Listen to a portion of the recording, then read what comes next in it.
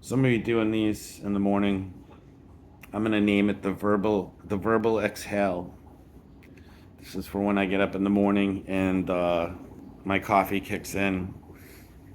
I usually take in some of the news and I'll leave family. I'll leave 3 family members 7-minute messages because the bunnies don't talk. So I'll be around human beings pretty soon. So get ready, whoever's near me in the morning once it kicks in. I do try to hold it back, but I definitely can talk in the morning.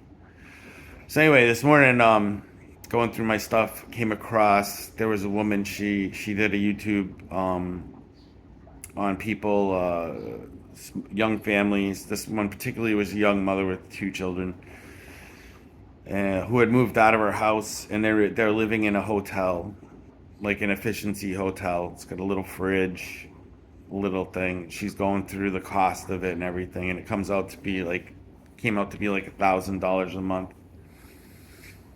But that's with you know what I mean, electricity included. That's with the cable included. She was doing the entire breakdown and how it was. She was really impressive too. She was an impressive mom. Um, she's like, some people look at me and she's like, "How can you do that?" And she goes, "I do it because I have to." And she goes, "And my life could be worse." So she's like, "We have a good place to live. My kids are safe." She's like, the bus stop is now outside in front of the hotel because more people are doing this. They're having to live in hotels. Meanwhile, I'm walking around and there's so much new construction everywhere. Who are these magical people that are going to live in these places? Um,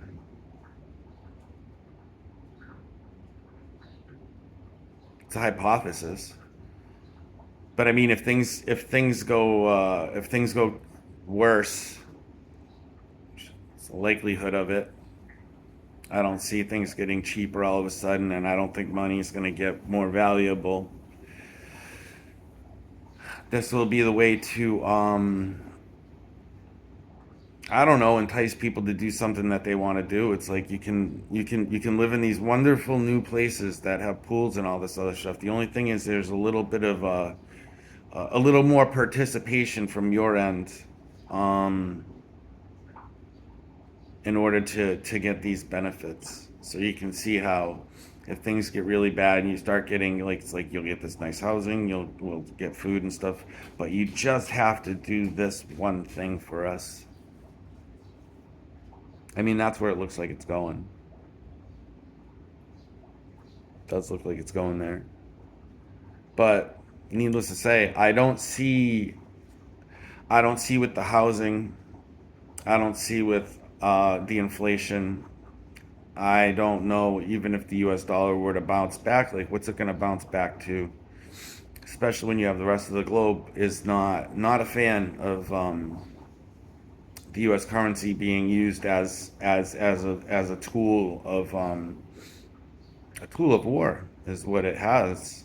Um, you start freezing other people's bank accounts from overseas, and all of a sudden they're like, "Oh, maybe we shouldn't use this currency anymore. Maybe we should start other ones." And it's funny, you talk to Americans, they're like, "That'll never happen," and it's like, how long do you think the United States has been around? Like compared to like other places, like I think Americans get this whole idea like this is the way things are and nothing will ever change. And it's like, have you looked around? In the last 20 years, things have changed radically. I was telling my son the other day, I was like, honestly, when I was 10 years old, which means 40 years ago, 35 years ago, or even less than that, you could have like a girlfriend and a boyfriend working together at Blockbuster Video, making just above minimum wage, and they would have an apartment, and they wouldn't be like dirt poor. They wouldn't have a lot of money, but they would have they could afford a decent place to live or something like that. You could work at CVS as a shift supervisor, and that was like a legitimate job. Shit, you could be a cashier if you especially back then. You could have two people not making too much money, and if the wife was working just doing a part-time job, like you were on easy street. If your wife worked like 15 hours at like a supermarket as a cashier, like you guys were planning for boat number two. How long ago was that? That wasn't that long ago. The good old days. The good old days. They were good. They were good. They were good for kids. Anyway, we bitch about how rough the boomer generation parents were, and they were. And like you said, I found solace in the fact that like that just seemed to be a thing. Some of us had more energetic parents than others, but that's neither here nor there. That was like a generational thing. Um, and it just blows my mind. It just blows my mind. It just blows my mind. I think back, like my father was in his third year of cancer. He was third year of cancer, obviously not working a real lot, and we bought a house. I mean, we got some money from my grandma Kay, but at the same time, the house was $26,000. My mother used to work at Friendly's. I'd rub her feet when she'd come home from the calluses. Yep, this was the old way. Um, and we always had food. We had steak and we had broccoli a lot, right? How expensive is broccoli now? We had broccoli and steak a lot. Um, as a matter of fact, my mother would get pissed when I turned a teenager.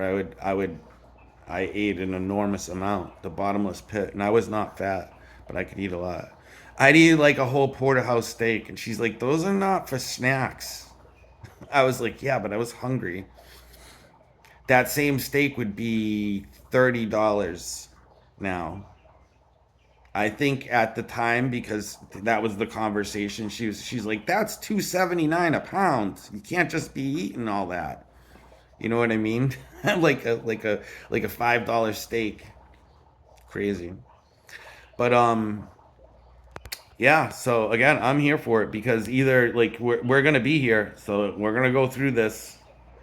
There's gonna be a transition, and I'm praying, and I'm gonna put it out there. Everybody just needs to keep their heads clear. Because if everything goes away, if the entire like everything that we need is here, everything we need is here.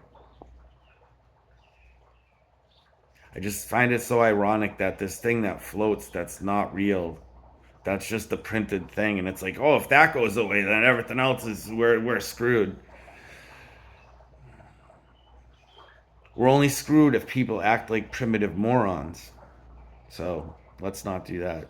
Anyway, this is not much. So this is the the verbal exhale.